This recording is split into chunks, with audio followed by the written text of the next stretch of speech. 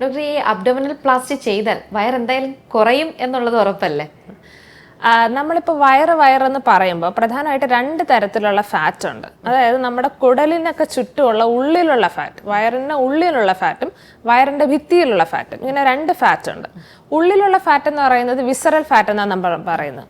അത് നമ്മുടെ ഇന്റേണൽ ഓർഗൻസിൻ്റെ, ഇപ്പം നമുക്ക് കുടലുണ്ട്, ലിവറുണ്ട്, കിഡ്നി ഉണ്ട്, അങ്ങനെ ഇന്റേണൽ ഓർഗൻസിന് ചുറ്റും കാണുന്ന ഈ ഇന്റേണൽ ഓർഗൻസിനെ പ്രൊട്ടക്ട് ചെയ്യുന്ന തരം ഫാറ്റാണ്. ആ ഫാറ്റ് നമുക്ക് ലൈപ്പോസക്ഷൻ വഴിയോ അല്ലെങ്കിൽ അബ്ഡോമിനോപ്ലാസ്റ്റി വഴിയോ ഒന്നും നീക്കം ചെയ്യാൻ പറ്റുന്നതല്ല. പക്ഷെ അത് നമുക്ക് എക്സസൈസ് ചെയ്ത് കുറയ്ക്കാൻ പറ്റുന്നതാണ്.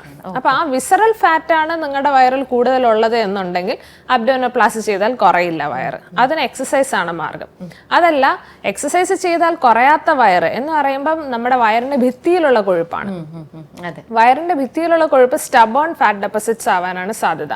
സ്റ്റബേൺ എന്ന് നമ്മൾ പറയാൻ കാരണം അത് എക്സസൈസ് ചെയ്തിട്ടും പോയില്ല എന്നുള്ളത്. അപ്പൊ അങ്ങനെ ഭിത്തിയിലുള്ള കൊഴുപ്പാണ് കൂടുതലായിട്ട് നമ്മൾ ലൈപ്പോസക്ഷൻ വഴിയും അബ്ഡോമിനോപ്ലാസ്റ്റി വഴിയും കുറയ്ക്കുന്നത്. അതുകൊണ്ട് എല്ലാ വയറും കുറയില്ല. ഉള്ളിലുള്ള വയറാണെങ്കിൽ കുറയില്ല, പുറമേ ഉള്ളതാണെങ്കിൽ കുറയും.